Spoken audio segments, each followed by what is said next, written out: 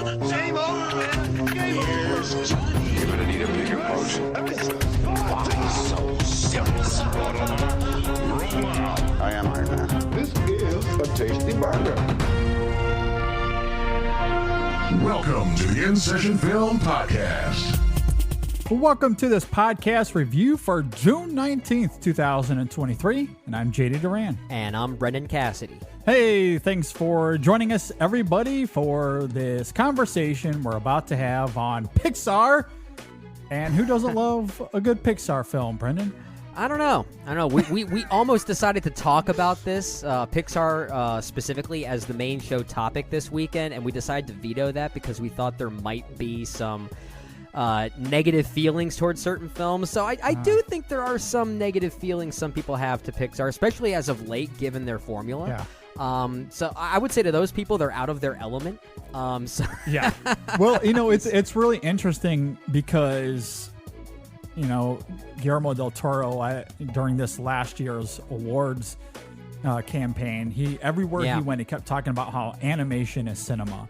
And I think that is something that we as cinephiles certainly agree with. However, for sure. And I was thinking about this earlier today, not only because of the discourse around Elemental, but when you look back at our Disney conversations that we've had here the last few months or so. Animation breeds passion. Well, you notice that. And that's it. Like, now, I can't speak for, let's say, Gen Xers or any of the previous generations before that, but with millennials and the younger generations, and maybe it's because we grew up with the Disney Renaissance era, which was supremo animation, right? Yes, absolutely. That we have really come to love animation, and we do consider it to be cinema. It's not just these silly cartoons for children. It is true cinema. And I think as a result, at least with the millennials and the younger generations that have begun to follow, I think it is breeding a passion for those films that might not have exist with the older generations. Yeah. And so when you bring them up, whether it be Disney or Pixar or now with Sony, Illumination, whatever it may be, we're pretty passionate about these movies and we'll defend them. They are. At all costs. And sometimes that leads to some heated disagreement at times. Well, it's not even just the Disney Renaissance era like we talked about on the main show, I think, a few weeks ago. I can't forget the exact date and exact number as we're recording this right now, but we obviously grew up with that era, so we're very passionate about the films that came out in the early to mid-90s. But then you mentioned a name like Pixar, which has been kind of dubbed the premier animation studio as far as computer animation is concerned. But you look at their run of films in the 2000s specifically. I mean, minus Cars. Most people would probably say you don't have to worry about Cars. But think of like movies like Finding Nemo all the way through to Toy Story 3. You were basically dealing with many movies that people would dub as masterpieces. So, so holding animation in general in such high regard, especially for those of us at our age who were growing up at that time and saw those films as kind of formative for us. I mean, it makes sense why we would hold animation in such high regard. And that's a really great point because recently we talked about the Renaissance era, and that was significant for animation at the time. But you are right that Pixar entering the world of cinema it completely reshaped animation for the next few decades. And you know what? Let's run through this a little bit because honestly, it will affect my thoughts on Elemental as we get into that. But interesting. Okay. And we all know this, but let's just put it out there for context as we get into this conversation, right? So through the mid-90s and the 2000s, the run was Toy Story, obviously, the original GOAT. Classic.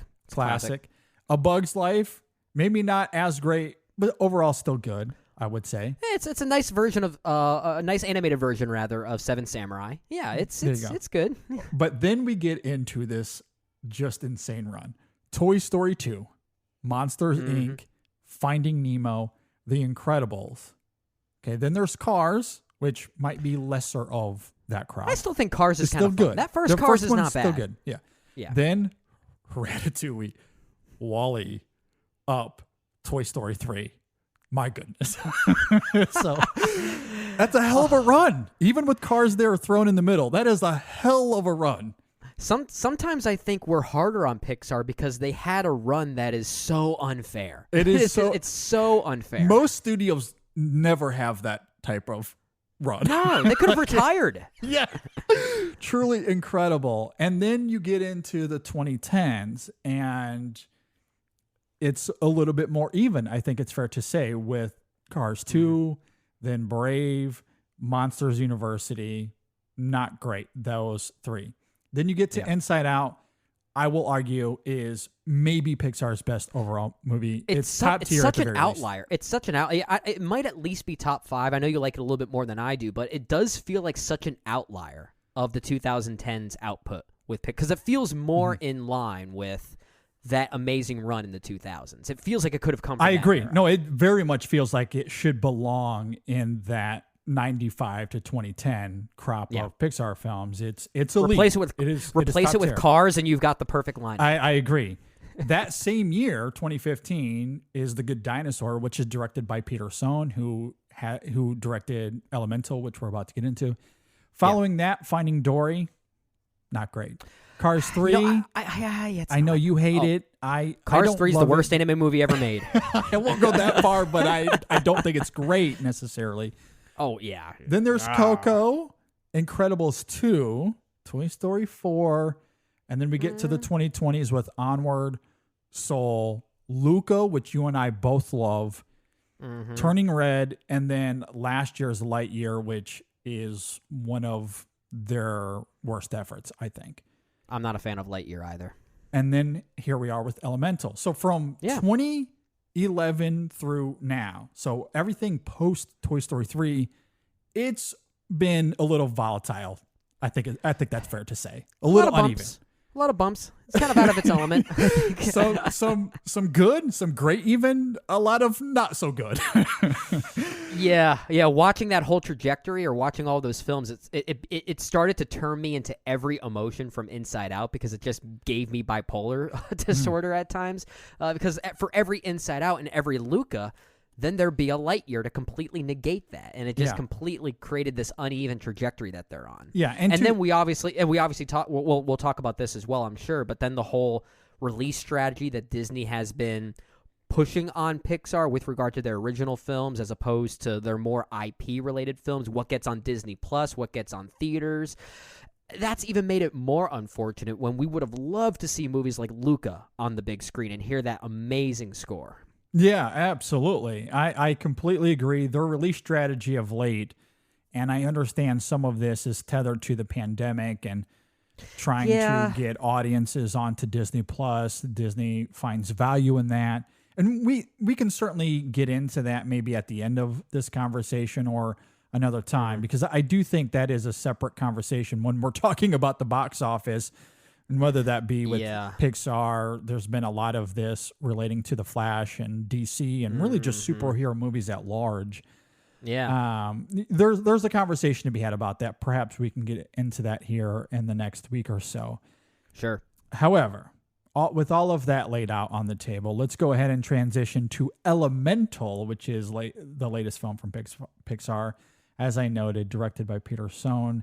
And stars Mamadou Ache, Leo Lewis, Ronnie Del Carmen, and many other voices that come and go throughout the film.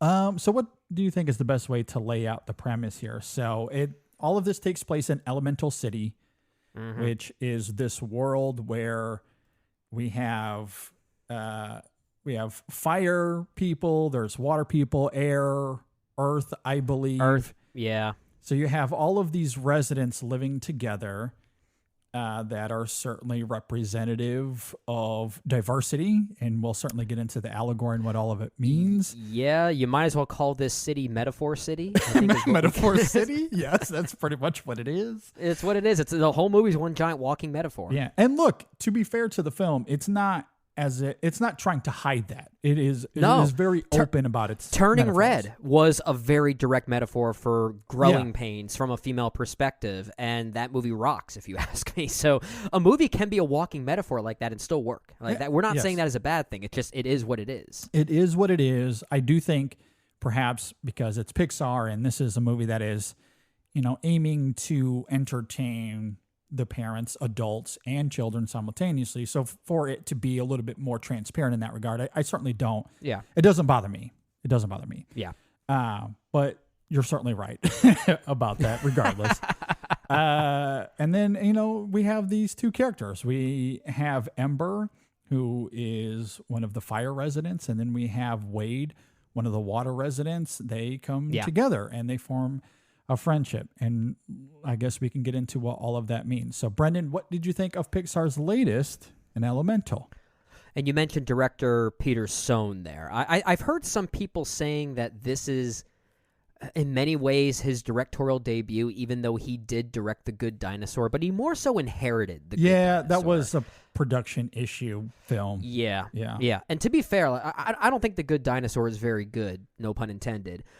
But there are moments that are great. I agree. When we reviewed that movie some years ago, we acknowledged and gave credit to Peter Sohn for at least attempting to fix a broken product and was able to do the best he could with it. The fact that there were some decent moments in that movie, I think, is a sign that he is that he could potentially be a good filmmaker. So to see his 100% vision represented in a film like this is exciting, especially since it is very personal for him. He has talked about that. This is very much inspired by his upbringing as an immigrant coming here from Korea, if I'm not mistaken. And that is why the movie's metaphorical leanings are so literal like that. And I don't mind that. Like movies like Luca and Turning Red, which I think spiritually Elemental is most similar to. These movies are a bit direct, but they have emotional nuances, especially in their character relationships, that I think make them very earnest and sincere. And Elemental, for those reasons, is a movie I should love. And I will say I love movies like Luca and Turning Red because they're kind of simple. They're introspective, but they're also kind of hangouty. They're not really driven by the clever world building that Pixar is kind of known for, to make you kind of point and go, oh, I get what they're doing there. I get that little trick that they're doing there. Elemental is not really doing that, much like Luca and Turning Red were not doing that.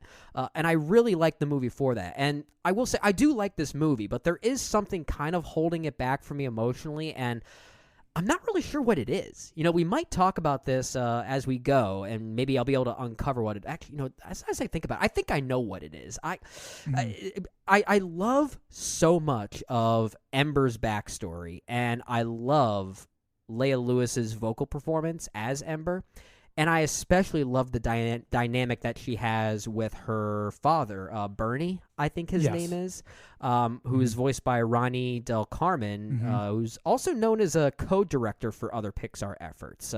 So I like that we're not relying on a very well-known voice cast, which is something Pixar used to do a lot.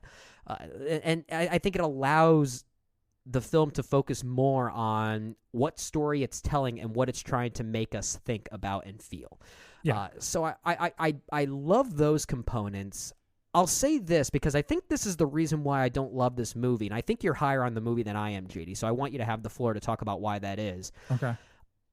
I did not really care for Achi's performance as Wade Ripple. And I think that's really the big thing, and I don't want to be like too negative on like what his capabilities are as an actor, because we've seen him before and I thought he was charming in some of the other roles that I've seen him in, but to be honest, I kind of found the Wade character a little bit obnoxious, and I realize he's kind of supposed to be, but there's a screechiness to it that sort of created this roadblock between his character and Ember and what relationship they were supposed to have.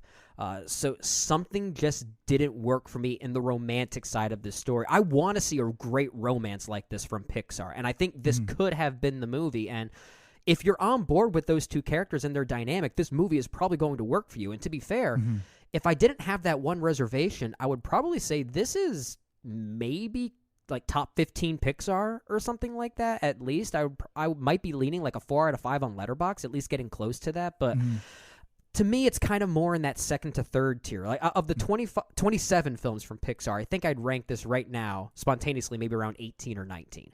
Okay. So I do think it's good. I think it's earnest, especially in the familial side. But from a romantic side, I was left at a slight arm's length. There's something about his vocal performance that just didn't quite work for me. And that's unfortunate. So, JD, have the floor. Tell me why this movie's way better than I'm saying.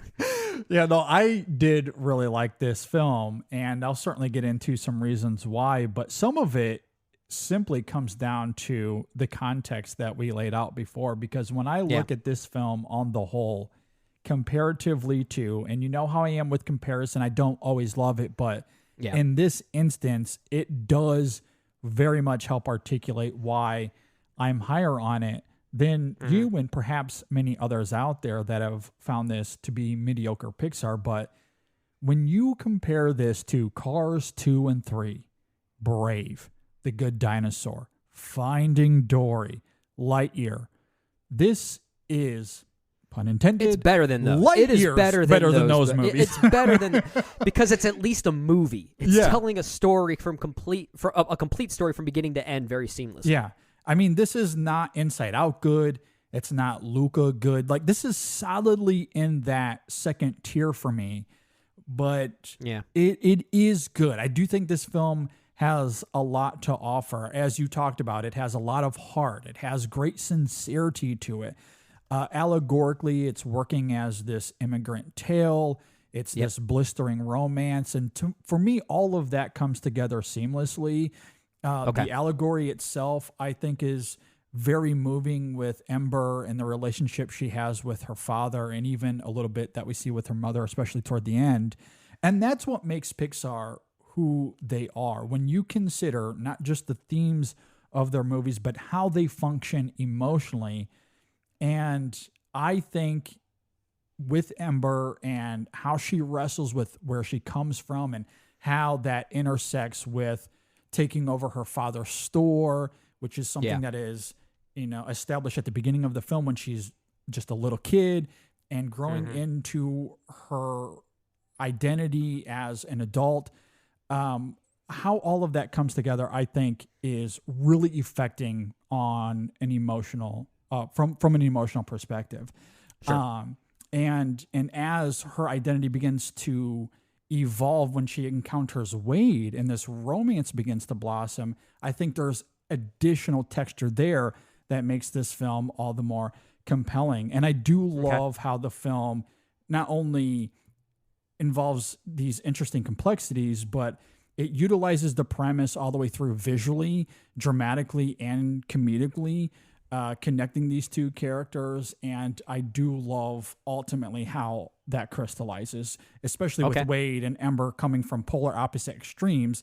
And again, forgiving the obviousness of the metaphor in execution, I do find it pretty striking. Part of it is the animation itself, which I do think is sharp and deft and vivid. Really like the animation here. It's more interesting. There's almost like a two-dimensional element to it at times with regard to some of the character designs, especially between the fire people. It almost looks like paper mache or origami or something like that, which is I don't know if that was intentional, but it's different. It's not what you would expect from Pixar. I agree. And I what I love about the animation is, and it's not just the colorization of it or the cleverness of it. And I do think the film takes advantage of its premise visually, comedically, and dramatically to have some fun, to create irony, create tension at times. And because we're talking about water and fire, there's this incessant, I don't want to say dread, but perhaps trepidation as there's for a how danger these characters, there. because they don't know. Like, there's an uncertainty there, and in the context of this film and what it means for these characters physically, there's some fun to be had there. There's some intensity to be had there at times in this film, but what that means thematically. And the fear that's involved there, I think there's a lot that you can mine out of that, and with what you're talking about with Peter Sohn and how personal this is for him. I like how he's Mm-hmm. able to tap into the animation, give it texture, again, not just for what we're seeing visually, but what it means on an emotional scale. Yeah. And to me, that is really good. And, when you consider, Leia Lewis and her vocal performance here as Ember, and she is our she's central great. figure. We see everything through her eyes in this film. And it's not only her wittiness and this self-confidence, but also how that deconstructs when she's interacting with her father, because she just wants to make him proud and she's constantly failing. But, she's also wanting to pursue this at all costs. And to the point where she's making a lot of mistakes. And I think that comes through quite potently in her performance. Now, Mamadou Ache, I did. It sounds like I certainly like him more than you. However, I do understand where you're coming from, because his performance, and I mentioned this in my video review, like, it's over the top. Like, it's kind of wonderfully over the top for me. Yeah. And this is what I'm wrestling with, because the character that he's playing, or I should say the people he is representing as water, we sometimes refer to them as sadness because we see them as tears, and that joke is in the movie. So the fact that he is so obnoxiously positive might be the point. But I think there is a line that you can cross where it starts to work against itself. And that's where I think it falls into, unfortunately. And my best guess, I haven't really heard Peter Sohn talk about this or Mamadou Ache, but I kind of wonder if the thought process was, well, we're working within an allegory that most kids probably won't be able to process or understand. Yeah. Where can we meet them in this film?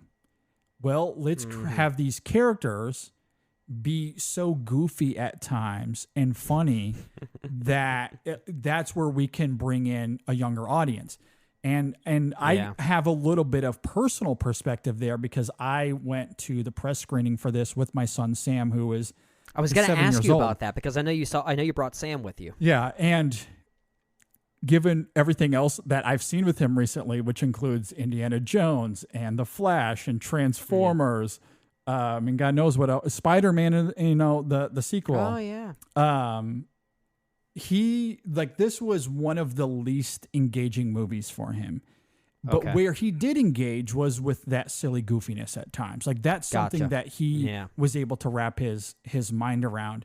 And I have seen some criticisms chalked to this film in that regard, and how it's, maybe comparatively to other Pixar films, it's a little more inconsistent, adultish. I think, because of that. Well, and that's the thing I want to try and get away from and make sure we're not saying, or at least from my perspective, since I like the film a little bit less than you, I'm not saying that I think the film is quote-unquote mediocre, because if it wasn't for that reservation I have, I would probably be pretty darn close to you as far as how I feel about the film. Like, I think there is this tendency to confuse Pixar movies that are lesser so as being mediocre when they're simply just more mild, if that makes sense. Yeah. Because a movie like Luca and even Turning Red, I think sometimes they had some of those similar reservations from people, and just because they weren't as elaborate or as calculated as, let's say, a recent effort like Soul, for instance, which is a movie I actually think falls apart a little bit because of how methodical it is. Yeah. But here, like, I actually love the simplicity of this one. I like that Pixar is taking a step back to focus on simplicity, and I like the more mild offerings, and that doesn't make the film mediocre. It's just there's that one component that's kind of frustrating for me. And look, that is fair. Again, I did like the goofy playfulness of it, and there's something. I like the idea, but yeah, and there's something about the Ripple family and how easily invoked they are through, sentimentality, as saccharine as it is at times, and how that just draws out these instant tears. Like, and maybe it's because I wear my emotions on my sleeve all the time. I would fit in with the Ripple family so seamlessly. Like that, those are my people, right?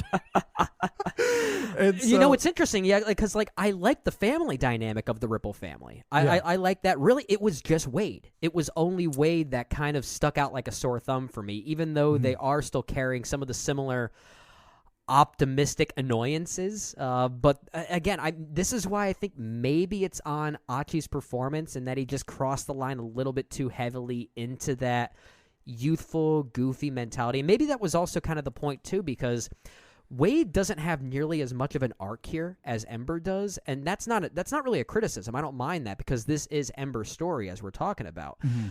But I feel like the overtly optimistic vibe that Wade gives off, it's almost like it's trying to leave room for this question as to whether he might be too optimistic, that it's almost kind of a character flaw. And maybe that's what it's going for. And I felt like at times it was, but sometimes it's just so brazenly optimistic that it just felt like this character is here just to help Ember get to her point. And it started to make him feel more like a MacGuffin at times. I just wish the dynamic was better there. And it sounds like a lot of people out there really did respond to the romance at least. And I might be in the minority there. But it's something I do wish I felt more going into this. I did feel the lushness of the romance, and some of that is Ache's performance, some of it is the writing and how it's working together, and some of it is simply the allegory, Ember and her dynamic with her father, this failure that she's feeling, but then when she meets Wade, she's starting to find a little bit more about herself, and that discovery, I think, comes through so well in Leia Lewis' performance that, you know, when her dynamic with Wade comes along, I never found it too distracting in that regard. And I think Ache, in addition to his playfulness, which, as I've stated, it sounds like I certainly like it a little bit more than you, but in terms of the sincerity of the character, because when he reverts against the playfulness and it becomes about that romance, and he does bring a sincerity to the character that I do think is I didn't very mind charming. those moments. Yeah, when it quiets down a little bit, I think there is a tenderness there that mostly works. Yeah, and so I really liked how all of that comes together. Where I have a little bit of an issue with the film comes down to the plotting of the film. Overall, I like the writing, but the plotting I have an issue with because it contrives drama that I don't think is wholly necessary. And when thinking the whole through shutting that, down of the restaurant subplot, or not the restaurant, but the store, and thinking about the flooding aspect of the film and all of that's kind of thrown in there. Yeah. Additionally to what you're saying, like that element, they tie in together. Yeah. They're essentially part of the same subplot. Absolutely. And I wish I could remember who brought this up, but I was in a conversation with someone on Twitter, I believe, or maybe it was in our InSession Film Facebook group. I'm blanking, so forgive me. But I was in a conversation with someone who said something along the effects, the reason he didn't respond to this film is because it doesn't establish any rules, and therefore it doesn't abide by any rules. It just kind of goes. Yeah. Which I kind of love.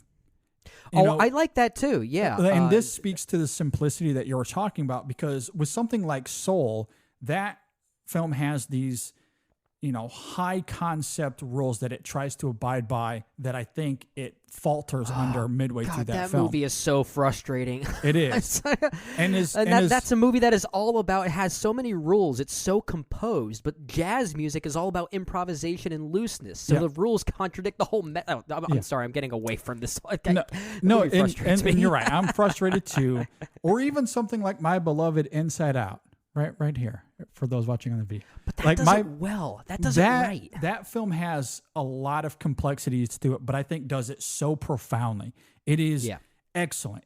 That is animation at its most striking. It has a little bit of a high level concept to it, like the psychological nuances that they're able to visualize in such an accessible way is just mind-blowing to me. And it's so incredibly emotional as well. Like everything comes together so fluidly there.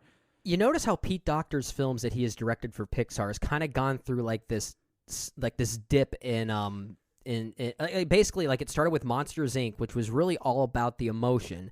and then Up comes around. There's a little more cleverness to it, so it's slightly uneven. Inside Out's like this perfect merriment, okay, Yes. between the clever world building, the psychology of it, and then Soul is the literal opposite of like it's literally like it's completely like, going through a curve as far as what like attribute it's favoring, and and I think Soul certainly suffers from it. Yeah, and I wanted to bring all of that up to say this: when we consider Elemental City, it could have easily have gotten bogged down in the world building of. We have the fire residents, the water residents, air, the earthly residents, and this is how everything functions in this city. And here's how how everyone interacts, and it spends a lot of time on the world building, and it really doesn't. This film, doesn't. To your point earlier, is actually way more simple than that. It avoids those traps within Soul that Soul does fall under. That I agree with you with. This film avoids that because it doesn't really get into it at all. Like the little bit of world building we see mostly comes through visually and how they depict Elemental City, and through the flooding. I guess we're able to see visually what's at stake, but the film doesn't directly get into it. We don't get any sort of background information. There's no exposition on it all. This film is wholly focused on its allegories as it relates to its immigrant settings and this romance that Ember gets into with Wade, and how those things collide here. How her relationship with Wade ultimately helps form her identity in a way that creates conflict as it relates to her father in this store that she is supposed to be taking over. That's what this movie is, and it's so the film doesn't need to establish any rules because it doesn't care about rules. No, and I love that about this film. I agree with you. Now, I think it was which critic was it? I think it was Alonzo Duralde from Breakfast All Day who made a pretty funny joke about the rules here in the form of a question, which is like, these fire people who come here, they have to keep themselves fueled by eating logs, right? Yeah. And sticks. So does that mean they're eating Earth people? It's like so. There's, that's a little minor thing. I'm not going to hold the movie accountable for small things like that, but it is fun to think about those things. Yeah. I will say, while I do love the simplicity of the film that we're talking about, I do kind of wish we at least saw a little bit more of Element City. At times, it feels like it's very much a backdrop, and I think it just would have been kind of fun to see. Not necessarily the rules of how it works and operates, but just from a visual standpoint. Experience it a little bit more. Yeah. The city itself just feels like a backdrop, and I think it could have been at least part of the reason why I think I would have liked to see more of it is to just have a bit more of a loose adventure that these two characters go on, rather than rely on this conflict that then comes up with regard to the flooding and the eventual potential closing of this store, because then all of a sudden I'm starting to sense the Pixar formula a little bit. Mm-hmm. Like some type of goal that you need to achieve between two very different types of characters, right? It's usually an oddball pairing, right? An odd couple of sorts. That's usually what they do. Mm-hmm. But when there's a goal like that in mind, you start to kind of recognize the formula a little bit more, which is what I loved about Luca. Luca has a similar oddball pairing of sorts, at least two very different characters with different mentalities. But the goal was so simple. They just wanted to spend the summer together and ride a scooter. Like, that's the movie. That's the movie. So then you find yourself realizing how the movie's getting a little bit further away from the formula. And I think there's a moment that this could have done that if it maybe kind of got away from some of that plotting you're talking about. Well, and I wanted to bring that up because that is ultimately what keeps this from being in that first tier with Luca and with Inside Out. Now, it's not enough that it's a huge detriment, but given the simplicity and focus of this film, and yes, perhaps it would have been enlightening to see a little bit more of the city and how everyone interacts. But ultimately, I love its focus, that it's about Ember, this store, what the store means to her father, why she's so dedicated to take over it as a result of that, and where he comes from. And we learn a little bit of his background and the relationship he had with his father and how that connects with Amber, which is all very moving in the end. That works. Yeah. And that is the major emphasis of this film. So I don't want to say that like the plotting of this film is a major detriment, because I don't think it is. And I do think that Wade, as I mentioned earlier, how he kind of helps heighten Ember as she's on that journey of finding her own identity. I love how the screenplay maneuvers those dynamics. However, you know, the reason I wanted to bring up the rules was, for one, I love that the film doesn't really care to establish it for all the reasons I mentioned. Right. However, what's my issue with the plotting is that it's almost as if the screenplay is remembering that, hey, we haven't established any rules. We're not playing by any rules, but with the plotting, maybe we should.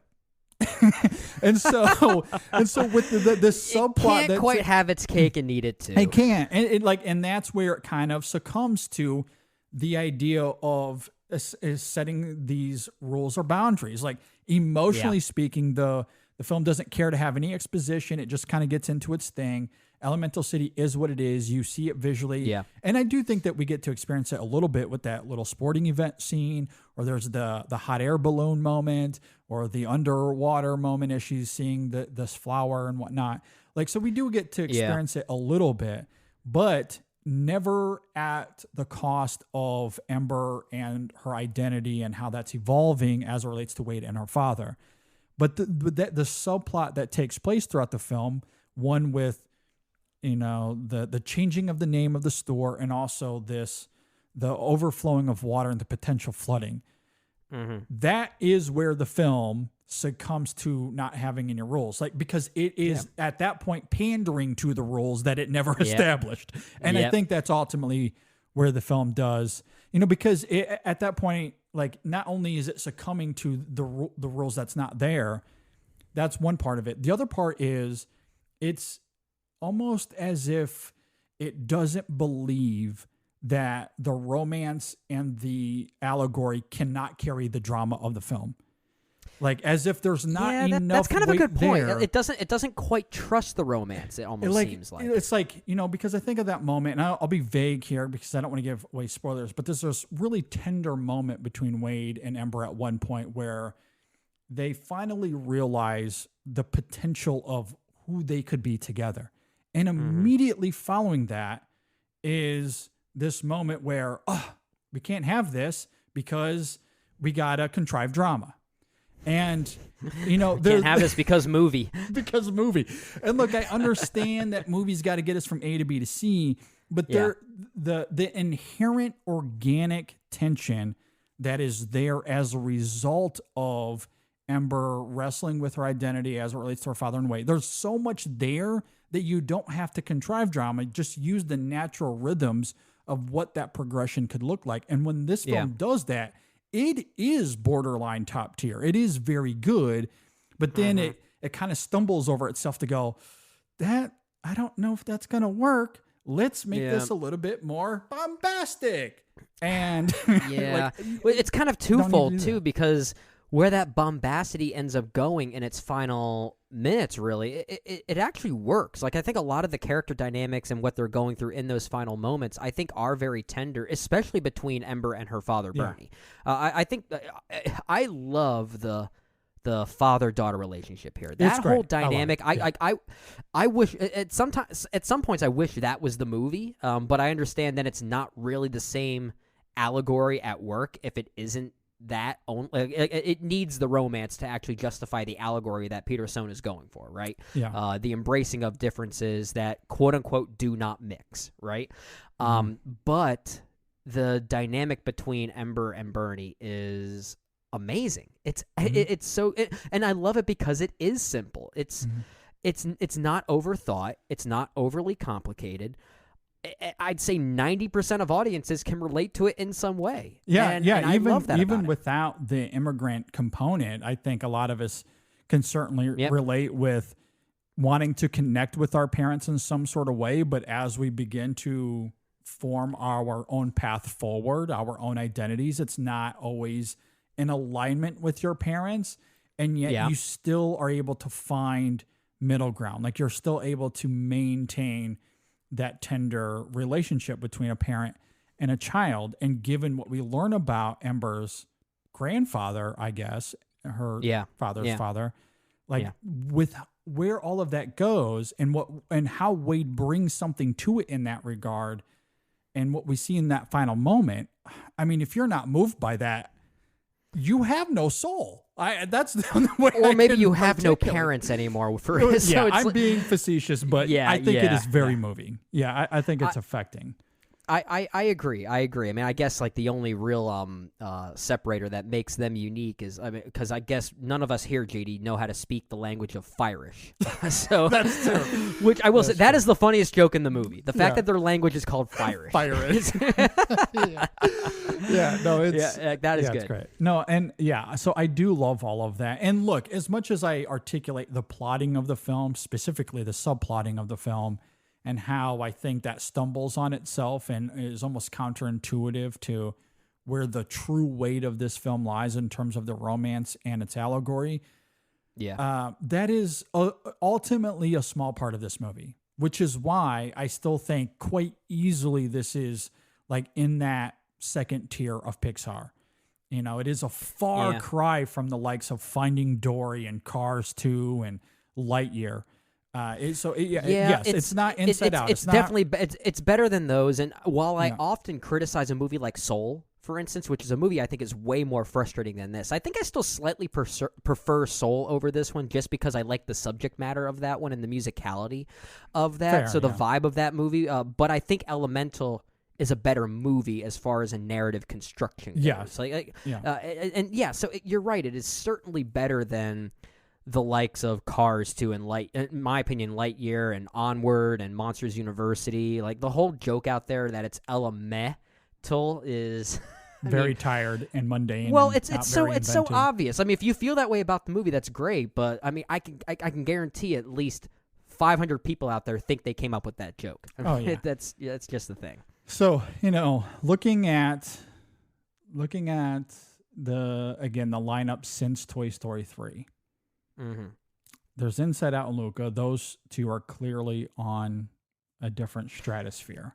Yes. I'm going to back it up and say, Luca is right now, of the 27 Pixar films, I'm looking at my ranking now on Letterboxd. I have Luca at number 4, just behind Ratatouille, WALL-E, and Up. I love it as well. I don't have my rankings in front of me, but I think I have that in my top 5. And Inside Out is my number 1. That's your number 1. Yep. So of the films since Toy Story 3, I honestly might have this at number 4. I like it that much. Yeah, let's see, because you have Luca, Inside Out. Those are definitely the top 2 for me as well. Incredibles Turning Red would 2 be Incredibles 2 is my number 3. Number 4 would be Turning Red for me. Yeah, and this would be my number 4. I actually think I'd put Coco at my number 5. Now that I think about it, I like Coco. I think that one does succumb to the Pixar formula a little bit, and I think the villainous reveal in the third act is a little contrived, but again, I like Soul. I kind of like the musicality of that. Yeah, no, Coco I really like. I feel like its contrivances are slightly more frustrating for me there than they are with Elemental, because they feel more not inconsequential, that's not the right word, but they feel more unnecessary. Like they didn't need to go that route. But like Elemental, Turning Red, and Coco are actually great examples of what I'm talking about. Like those are like solidly in that second tier of this phase. They're good of movies. Pixar. They're good animated movies. Yeah. Yeah, like those are good.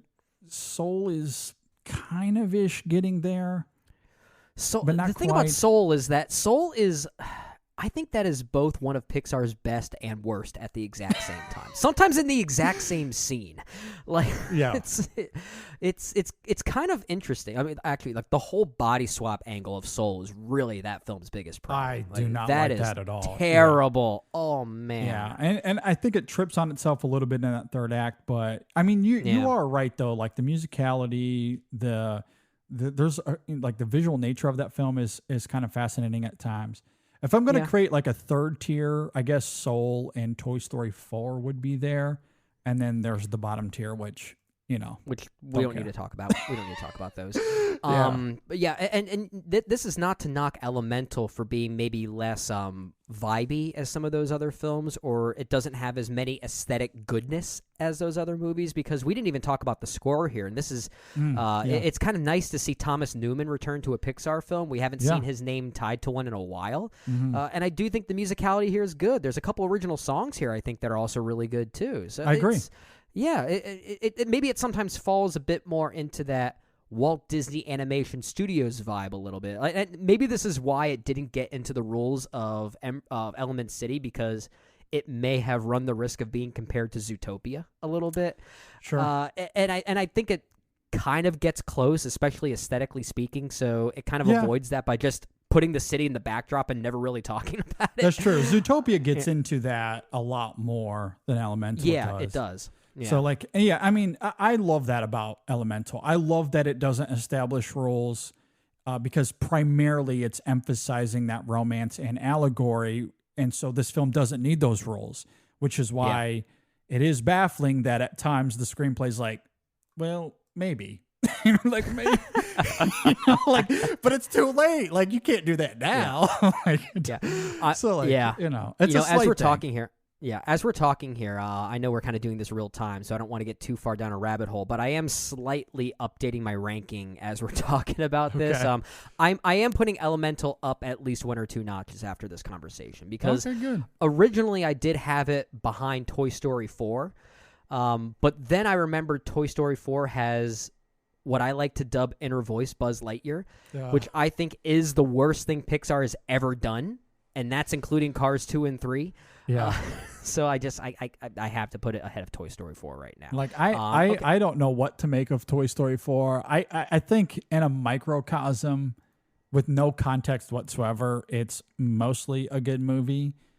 But I like Forky, and I like some of the existentialisms that it gets into about toy life and toy living, which I think is kind of interesting. But I just, on the whole, it is, especially thematically, it is so redundant. And it kind of I find it so kind of banal as a result. Like the new things they add into it are compelling, which is, again, why it's not a bad movie. It is good. It to me adds nothing to that franchise. So I don't know where to put it, really. Yeah. So I have it around 18 out of the 27, so it's not one of my favorites. That's probably where I'd have it as well. Yeah, there's still more good things in it than some of these other ones. Final thoughts, Elemental? Do you have any final thoughts here? I am willing to give this film a second try because, like I said, really my biggest reservation, although I do agree with you on some of the plotting and some of the need to add some drama and conflict that maybe it didn't necessarily warrant, but really my biggest reservation is around the Wade character and just how abrasively optimistic that he is, that it kind of came off like a bit of a roadblock to me when it came to the romance. But if I'm able to give the film a second go with that knowledge in mind and I'm able to come around on the romance, then this is one of those movies that does rise kind of significantly. It really is that one major component that I'm really wrestling with. So, maybe I'm just the one out of my element a little bit on this. Maybe I just need to be in the right headspace for it. So, I guess to be continued. But right now, I think it's good. I'm just not in love with it like I want it to be. No, that's fair. And I'd be curious to hear what a rewatch does for you in that regard.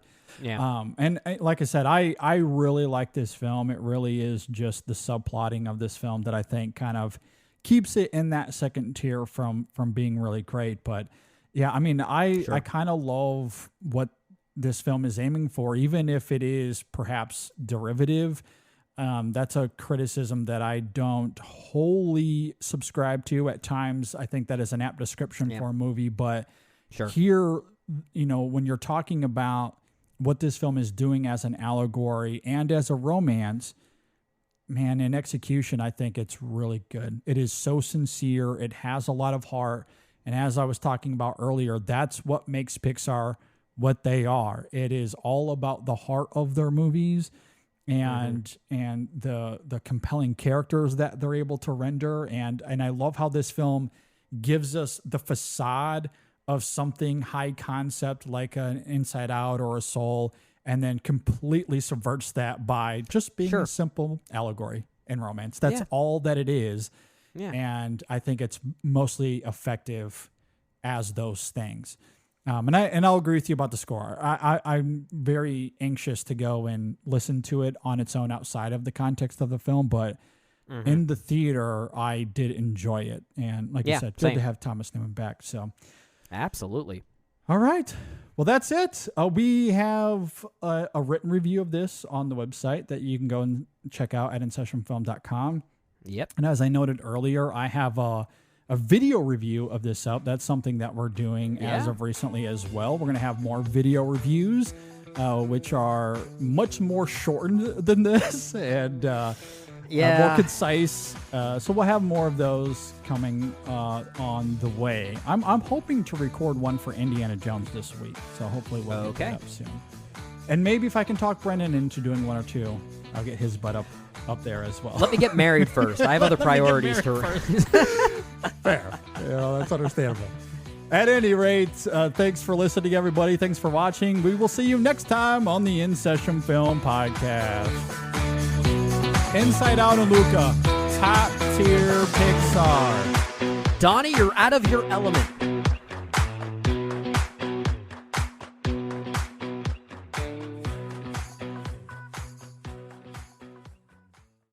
Hi, it's D Smooth here. Black History Month and Juneteenth are very important events to me because I believe in celebrating our culture and the many accomplishments of the Black community. Join me as we celebrate freedom through food and fellowship with Safeway, Saturday, June 17th. We're honoring Juneteenth at the Safeway store at 2845 Alabama Avenue Southeast with tastings from minority-owned businesses, live music, face painting for the kids, and more. Head over to @safeway.com/Black History for details.